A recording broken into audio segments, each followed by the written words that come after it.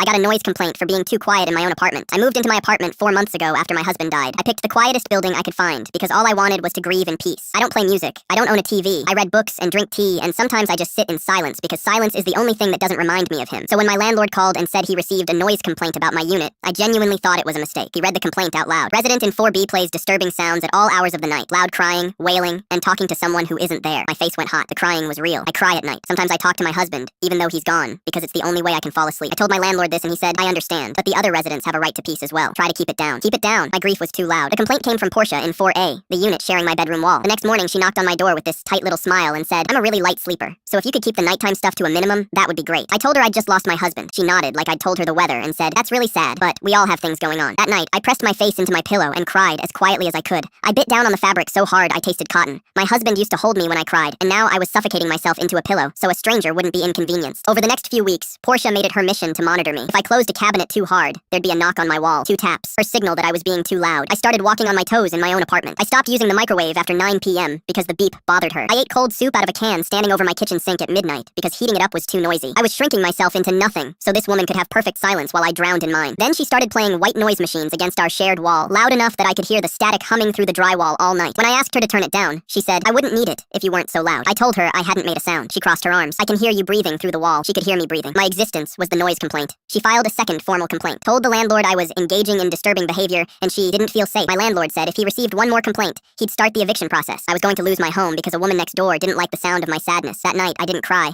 I didn't talk to my husband. I lay in complete silence, and 20 minutes later there were 2 taps on the wall. I hadn't made a single sound. She was tapping anyway. She wanted me to know she was listening, even when there was nothing to hear. That was the night I stopped being sad and started paying attention. Portia worked from home. I could hear her on calls all day through the same wall she claimed carried my breathing. I started writing everything down. Every call I heard. Every time her blender went off at 6 a.m. Every time she played music on Sundays loud enough to vibrate my picture frames. Every time her boyfriend Nico came over and they argued loud enough for me to hear full sentences. I documented 6 weeks, dates, times, descriptions, 47 entries. I pulled up the lease agreement. Section 12 stated that any resident filing more than 2 unsubstantiated complaints can face mediation review and lease termination for harassment. The building also had a 24-hour noise ordinance. Every blender, every argument, every white noise machine cranked to full volume was a violation. I submitted my documentation with a 3-sentence cover letter. I've been documenting noise from Unit 4A for 6 weeks. Attached are 47 recorded incidents. I'd also like to formally report that the resident in 4A has been filing false complaints as targeted harassment. The landlord called 2 days later. Portia was placed on formal warning. My previous complaints were expunged. The white noise machine stopped that night. The wall taps stopped. The knocks stopped. A week later, Portia caught me in the hallway. You reported me? For what? Living? I looked at her calmly. Funny. That's exactly what I was doing when you reported me. She said I was being petty. You tried to evict a widow for crying. I think we have different definitions of petty. She said I should have just kept it down. You filed a complaint because you could hear me breathing. There is no down from breathing. She opened her mouth. Nothing came out.